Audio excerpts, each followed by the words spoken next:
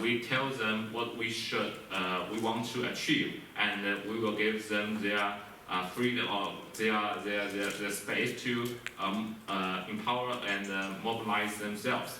And one high school girl who win the final opportunity to Paris, and when she came to COP21, she asked me like, what can I do here? I said, do you have any story you want to share? Yes, she said yes, because she studied in Singapore and she worked for a program on water resource. And I said, okay, you can design this workshop in for climate studio or something. And then she designed all this agenda and the contact, and she contact with every Chinese media in COP21 to invite them to come and to report her story about this. So that's totally what she designed by herself, and I can see that the improvement of the youth empowerment for Chinese students and young people. And we believe that this ACE, Action for Climate Empowerment, is really a good strategy for Chinese young people to further engage in climate action. Yeah, thank you.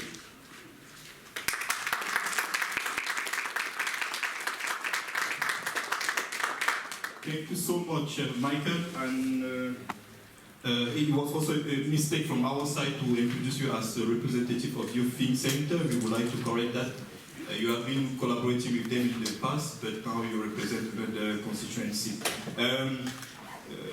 We have a very powerful point. You mentioned 3 key points, and I would like to add one more, which is partnership.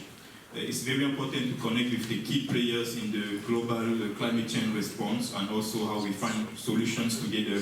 And one partner every year is the host government of the COP, when we see how to engage young people. And we have Mr. Mirwan Touali from the COP22 presidency working to engage civil society in the green zone.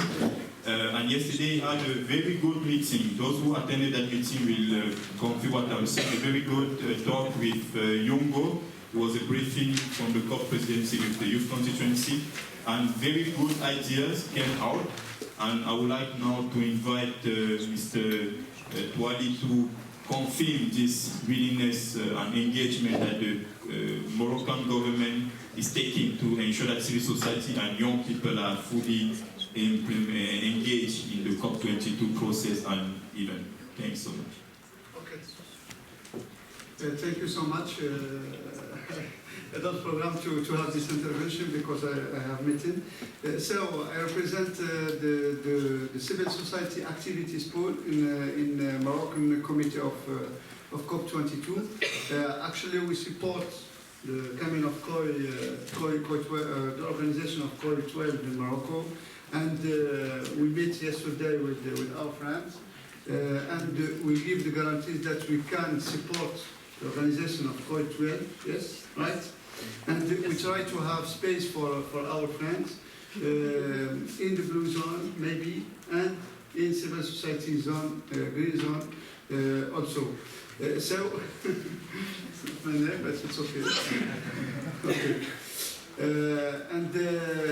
So what I can say, you know, in Morocco we will have COP22. We know that we are something later or late for this organization, and for COI 12 we try to keep in touch you and with the Moroccan committee, who is grow up, I think, step by step, and who need your help. We need your knowledge and your experience for a successful COI 12. So. Sorry, because I have 2 meetings right now, and you have my contact, and we can exchange later. Okay? Thank you.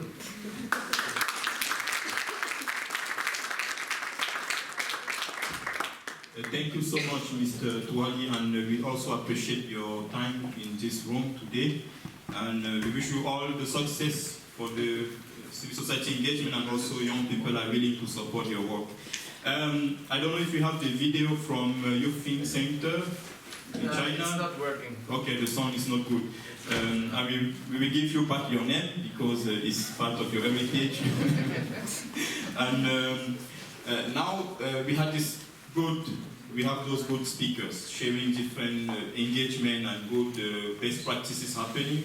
And something that came out from my analysis of the situation is that there are limited resources, but a lot of efforts have been put together to have an impact.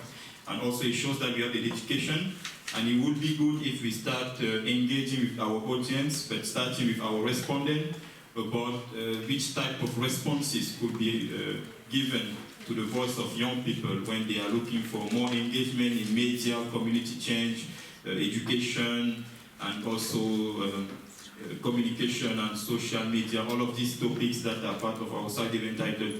So what could be done to help the youth making more impact, and also which pictures do we have in mind when we look at the future? And I will start with Joseph Robertson from Citizen Engagement Network, one of the powerful ones in the world at the moment, really looking for how to empower citizens to hold government accountable to their commitment and promises in the Paris Agreement and beyond. And citizen climate engagement is also organizing regional engagement and powerful networks to bring the voice of citizens on board, and young people are part of this process. Joseph Robertson, thank you so much for joining us. Thank you, Jean-Paul. So I'm very inspired to hear all the different things that are happening, and we're working with some of you, and would welcome the opportunity to collaborate with everyone here. Just very briefly, I work with Citizens Climate Lobby. We started as a group of 29 people. We now have over 36,000 citizen volunteers on 6 continents. These are people who have decided that they want to play a role in designing the policies that their governments make. And build real working relationships with public officials. So the Citizens Climate Engagement Network comes from that sort of grain of inspiration, realizing that there isn't necessarily a global civic space where people can walk in and start building relationships. Some of us can. Some of us can get badges, we can get into these spaces. But for the vast majority of people, it's very difficult. So what we decided to do was start building a toolkit that would let people begin engaging with each other locally, begin engaging with local leaders, and begin bringing their insights through thematic work streams into the global policy process. Just this morning I spoke with the president of the COP22 about the possibility that this kind of process and the kind of things we're hearing on this panel can make COP22 the most inclusive COP ever. And that's exactly what they wanted to hear. That's what they are hoping to achieve. And so in direct response to what you're saying, Jean-Paul, I think from my perspective, we're hearing about people who are committed, who are imaginative, who are leading, who have the energy, the organization to do all of this. There are millions upon millions of people who would like to play more of a role in their own future.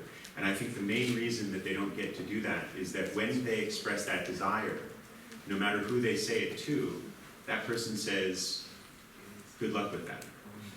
There's no help. And the help can be as simple as saying, that's a great idea. Or as simple as saying, I'll get together with you next weekend and let's start. And so I think for all of us, one thing that we can do is commit to keep connecting with each other and find those places where our work overlaps. And just one last thing I want to say before we open up to hear from everyone else. What we're trying to do with this network is let everybody who engages with it understand that we're not trying to displace anybody. The goal isn't to create a single umbrella that makes everyone else not as important. The goal is to make everyone more important by connecting them and letting them play into each other's strengths, enhancing everybody's capabilities as we go.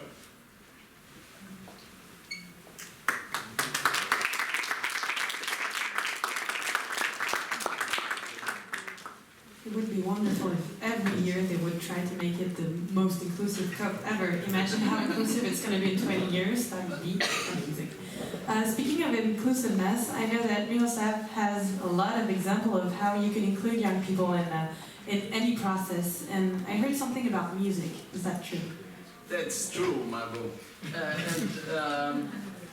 First, thank you for everybody for your work, for your ideas and your visions. It's really an honor and pleasure to work with you.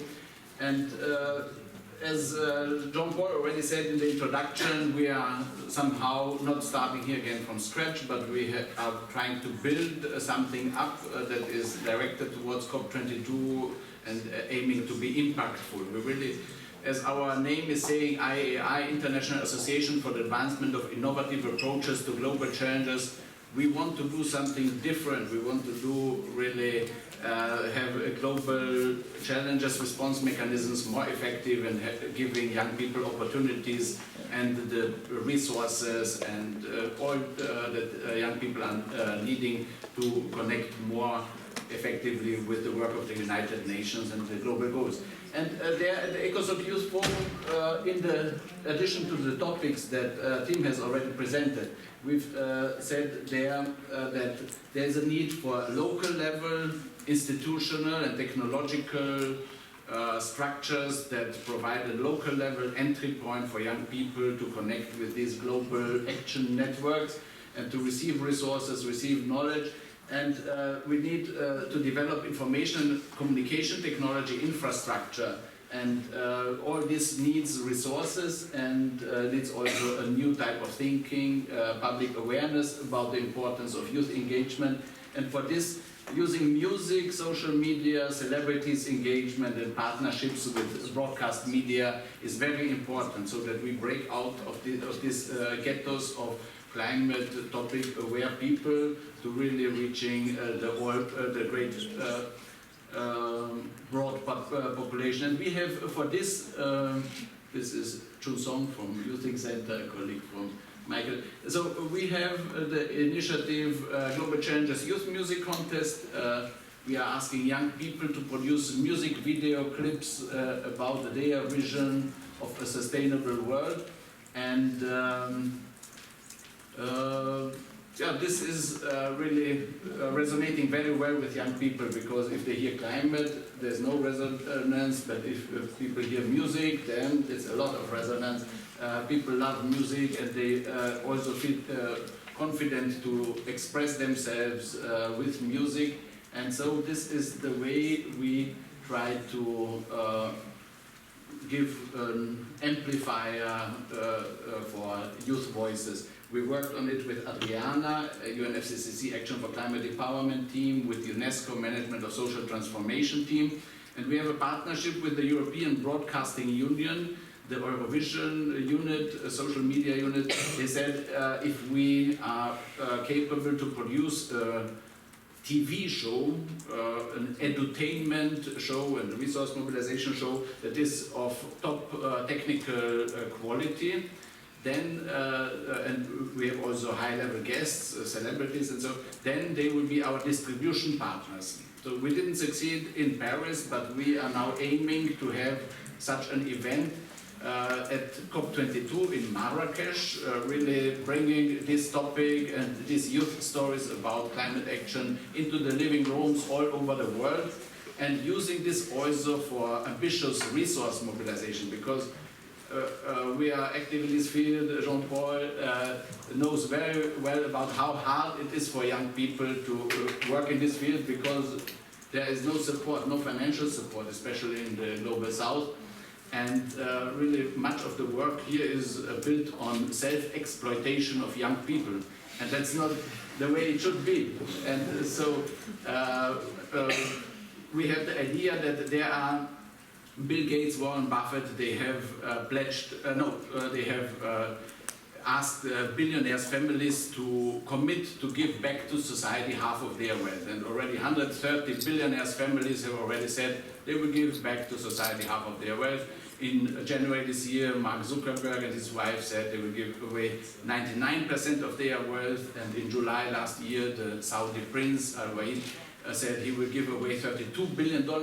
So there's so much money somehow in the air. And let's try to channel it to youth climate action, and also youth action on sustainable development, because it's so much connected.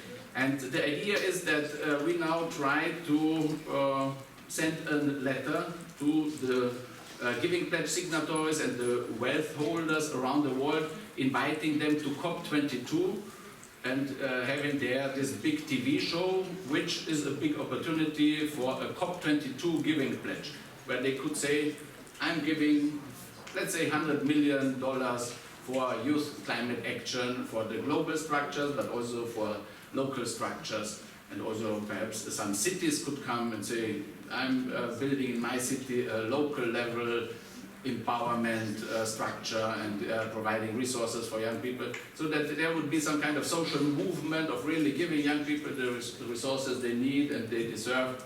And so count on us, and we hope that we will succeed together.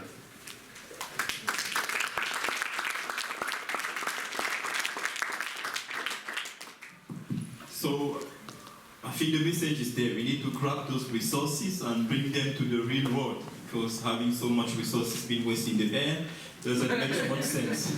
And it's heating up the atmosphere. exactly. Somehow contributing to the wrong cause, so we have to bring it back to the right cause, which is empowering more young people. It's time now to hear from your side. You have been listening to all those speeches and also engaging with, this is, I hope, not something that is going to explode soon. It's a microphone. It's a You microphone. can throw it to me. Okay, that's innovation. Marco will have the privilege. Who is going to be the first victim? Okay, I'm not going to throw it, I promise. So if you have any point to bring, it could be a question, a contribution, an idea, a suggestion, or a birthday announcement as well. You just raise your hand, you give your name, your country, maybe your organization, and then you receive the blue box on your head. You can catch. Thank you. I'm Carlota from Uppsala University in Sweden. You can speak inside. Okay. So I say it again. I come from Uppsala University in Sweden. My question is, to what extent do you consider it important to include in youth education the shaping global mentality, and how do you think this would make a difference to anyone?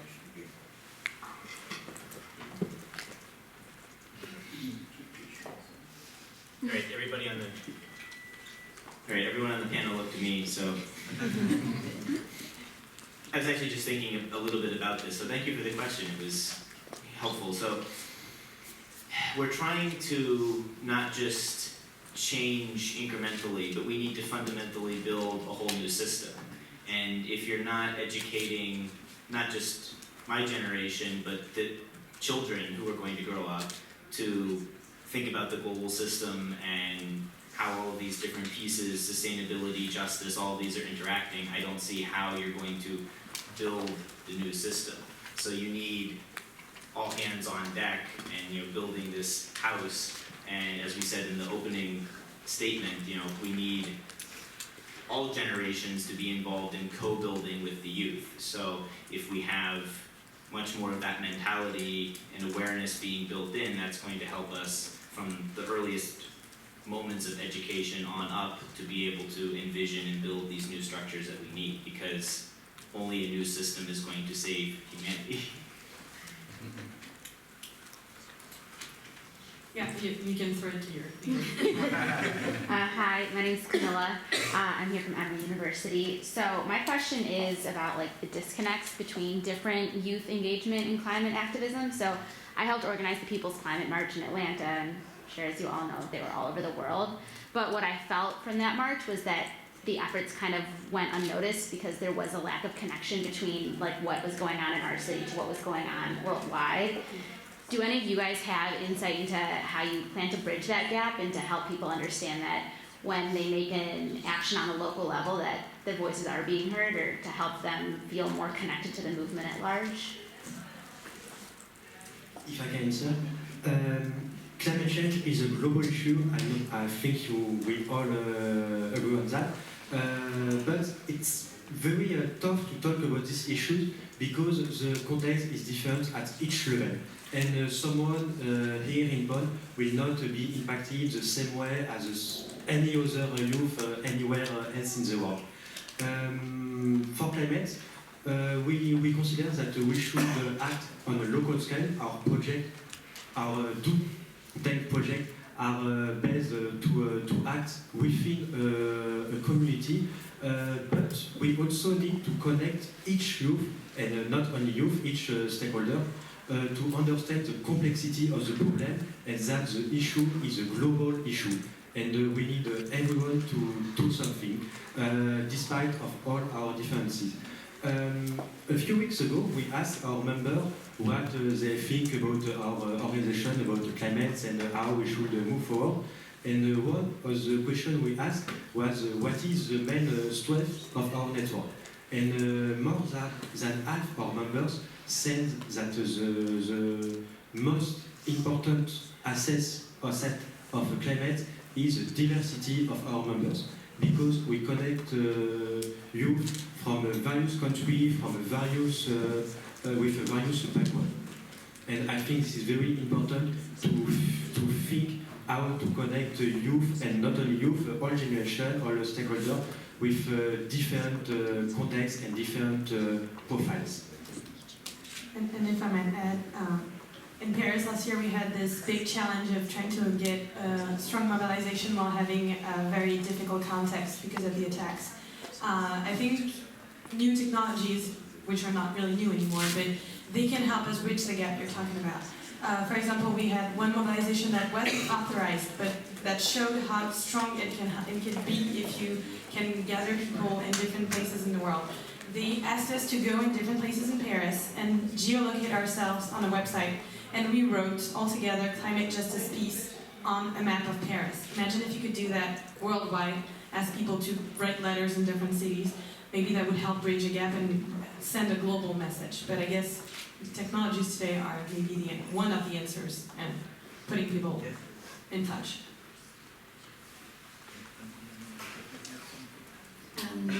I wanted just to make a short announcement. First of all, congratulations to the organizers, and congratulations to all the speakers and to all of you, because it is really an inspiring side event. And I think that this energy, this creativity is fundamental for this process. Secondly, tomorrow we have the ACE dialogue that will focus on public awareness, and on the 19th on public participation and public access to information. It will take place from 3 to 6 p.m. at the Santiago de Chile room, and we will have also working groups where you can bring your ideas and your proposals. And in addition, we have a youth briefing with the Executive Secretary of the UNFCCC Convention that will take place as well on Friday the 10th. The Friday the 20th at 10 a.m. and information has been circulated with Django. Django is working together to put this activity together. Then thank you very much and congratulations. And it is not the end, as people thought that Paris is the end. Paris is not the end. Paris is just the beginning of this new stage, and with your support, we can make a transformation.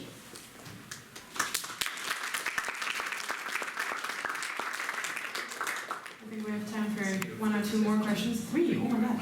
Can you throw the backs behind you, right behind you, to the gentleman with the wonderful tie? Yay.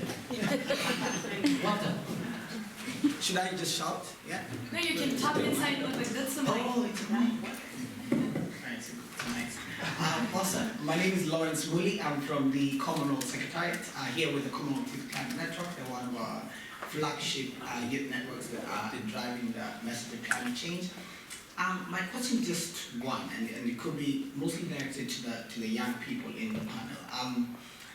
Most of these processes are very ad hoc. They're very macro level. They're very tokenistic in the sense that it's the same young people that we get to see time and time again, which is not wrong because it's not the person, it is the process and the message.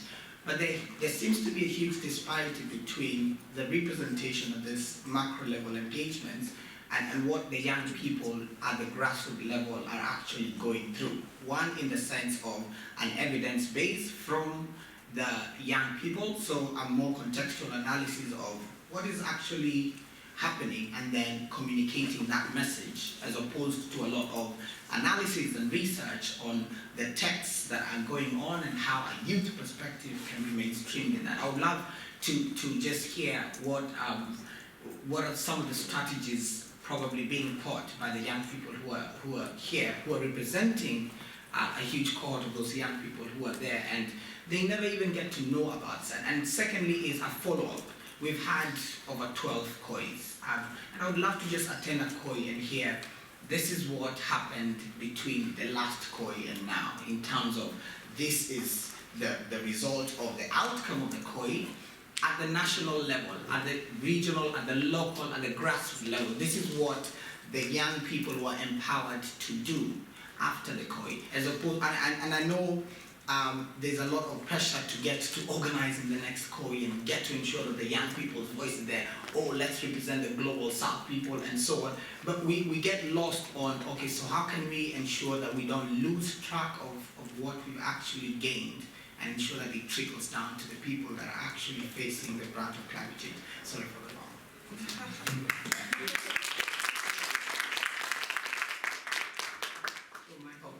If I can, like, kind of answer your question about what happens at the local level after COI. In Paris, for example, or just in France, just this weekend, there was people who organized the COI who got together with 150 young people on the countryside, which was kind of rough with the temperatures. And the idea was to keep everything that we got during COI and bring it to people who weren't able to make it to COI. So everything that happened there, every solution that we put forward, we decided to keep it and to keep presenting them and involving more and more people to do it, at least in France. I don't have feedback from other countries, but I know that the dynamic that we got during COI didn't die. I mean, we don't have 5,000 young people gathering every day. It's a little bit tough to organize, but it doesn't mean that it didn't die, that it died and that it couldn't spring into different little actions that we had, either through an international network like Climates or through local networks like the Warren Movement or other organizers from COI. And I guess it's going to do pretty much the same in Morocco next year, hopefully. I don't know if anybody else has a piece of answer about that. I'm not one of the younger panelists, but I wanted to just, I'll try to be very brief. I'm never brief, but I think I'll be here. Both in response to what you asked and also the previous question, I think it's important to remember that connecting people is climate action. One of the reasons we have this problem is that we're disconnected from each other. We're disconnected from the way our actions affect other people. We have a global economy that's built around exploitation and hiding damage and getting away with that. It's something we've always been able to do, and we can't really do that anymore. So we need an economy that's based on mutual thriving, and the way that we address this problem should also be based on that. So being generous with our solutions and our strategies, letting other people jump in and be part of it, kind of widening the spotlight, and making sure that we're, maybe someone has something they want to do that I don't know how to do, but I know who I can connect them to. I do that. And if we commit to keep doing that for each other, I think we have a much better chance of keeping momentum and building it and having a real global team. And the one last piece of this puzzle that I think is very important is to remember that when you do that, if you try to connect two networks to each other or add someone to a network, you can't at the same time disrupt the mission. People have a mission for a reason, and if they're good at it, they want to keep doing it. So it's much more important to connect people in a way where they're able to benefit and to benefit others at the same time. Thanks. Do we have other questions? Okay, can you catch from behind? Okay. Wow, nice, thank you. So my name is Philip, and I'm from Push Sweden, which is a youth network. And what we do is that we connect people, which is pretty awesome. My question is mostly to Mr. Damon. And it's about this youth pavilion. And this is very practical. What is needed and what is what are the biggest obstacles, and what can I bring to the Swedish delegation and push them to do in order to help this?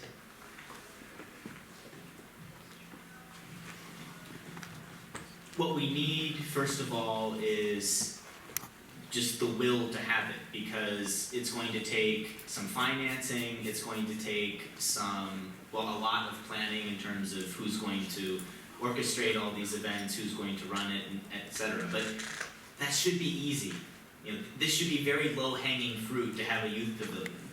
And fundamentally, it just needs some political will. So you can go to the Swedish delegation and have them sign on to be a sponsor for it.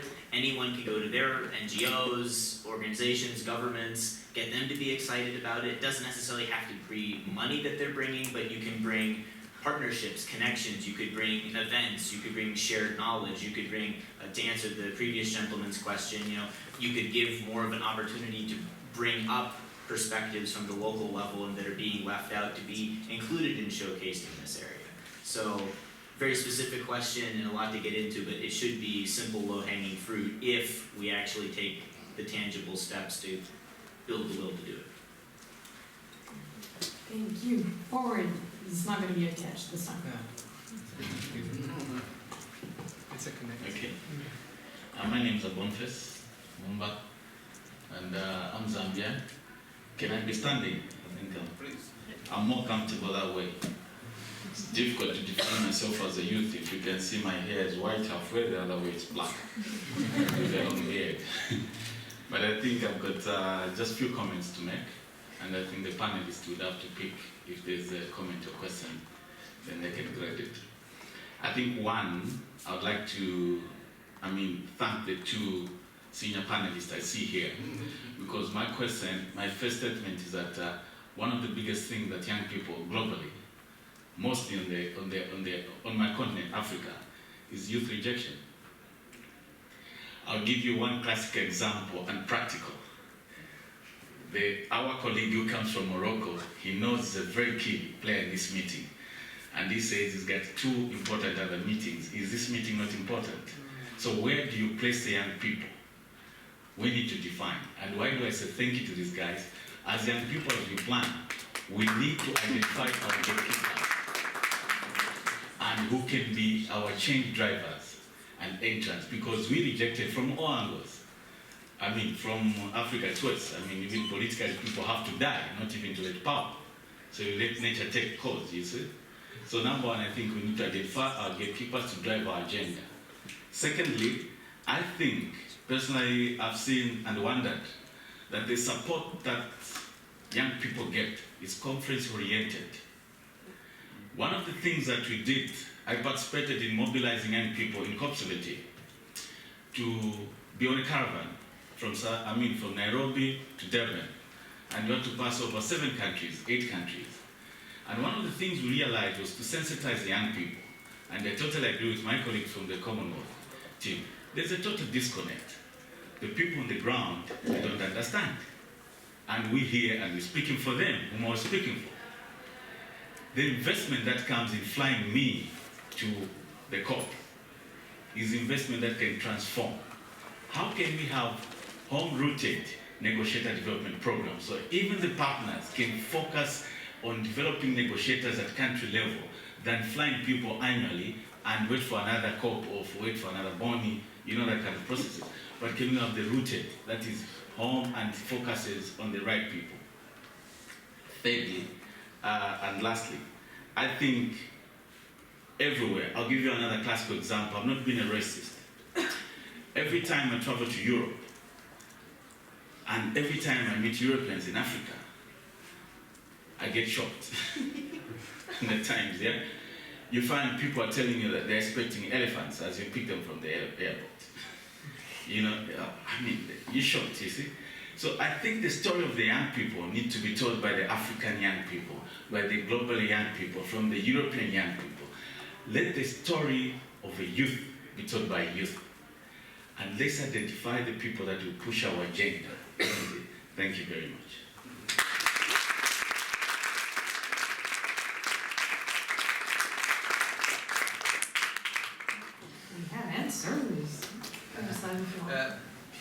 very much for your statement, and I fully agree that young people are the ones who have to say, talk and to sing the new story of these new realities. But just to put the first comment you said regarding gatekeepers and that this fact that Mr. Merwan Touali from the COP22 team had to leave, it was a sign that it was not prioritized. It's not really true.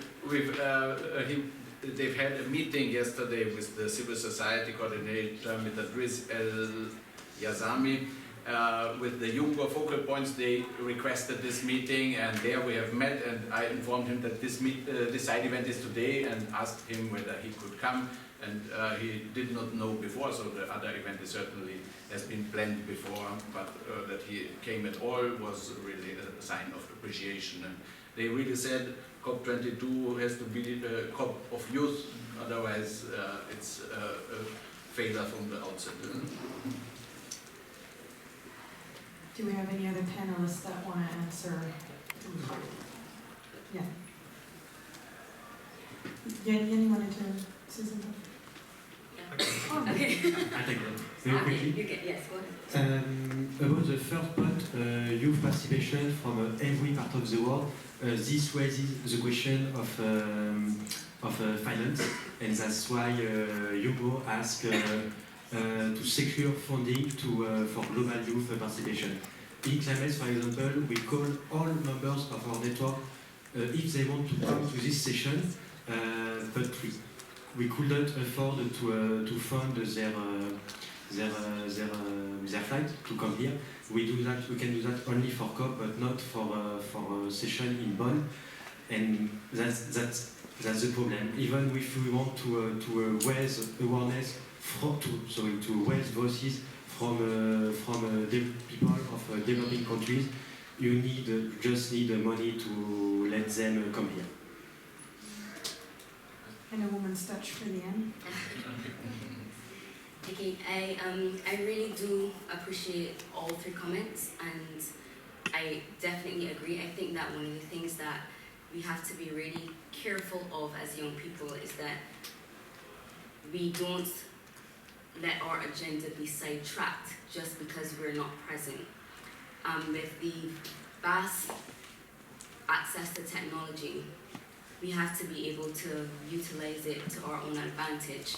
And I think the stories coming from young people themselves is very important, because at the end of the day, we're the ones who are living our own experiences.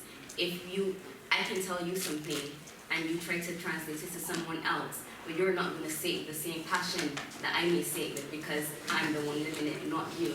So I think that that's something that we have to be conscious of, to stand up and let people know that, okay, this is what we are experiencing, but we don't want to just say it. We want to be able to say it for ourselves. So it's about having our own voice and not just letting people speak for us. It's not just sitting down and saying we're here to make sure that there's progress, but we're here to say what we want to say. And I think that it has to come from all over the world. It can't just come from the global south. It can't just come from the global north. It has to be a collective effort. Or without that collective effort, you're going to have misrepresentation. You're going to have a lot of people who are going to be left out. And it doesn't matter where you come from in the world, everybody's going to be affected by climate change. No one can say that better. Is there another question? Maybe the last one?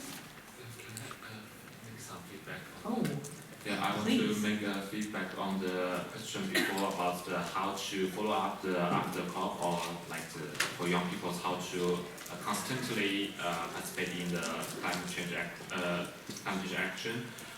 For Chinese young people, we don't have much problem they have the resources or money to sponsor themselves to attend the COP, but the problem is how to let them engage. Because actually we have many new teammates every year to attend COP and the climate negotiation, and our sponsor always asks us to make some program report. But I think it's very ridiculous, because what we do for the young empowerment, for the youth development, the biggest outcome is the people, the young talent. So maybe you cannot force these young people to enter like the environmental science or climate industry, but you at least burn a small seed in their heart, and you know, they are all people from 20s and 30s, and they have at least 30 or 40 years for their professional life, and they can do many things. But these organizations, this system like UNFCCC, climate negotiation, they may not exist after 20 years, but for these young people, they have like more clear view on like climate change, sustainable development, and when they maybe have the right to decide one sponsorship or like choose a partner when they are in marketing department in private company, so they will make their right choice when because they have the experience in their early age, and so that's what we think is the outcome of our program. It's also help young people to know the reality, to understand themselves better. Thank you. Is there one last question in the audience? Don't be afraid to catch the mic. Well, in that case, we're going to recap, and that's Jean-Paul. I don't have a question, but I just want to join you in thanking the speakers and yourself and also the organizers from the UNFCCC side for this wonderful flying microphone. I hope one of us will get it before leaving Bonn. So thank you so much, and also for yourself.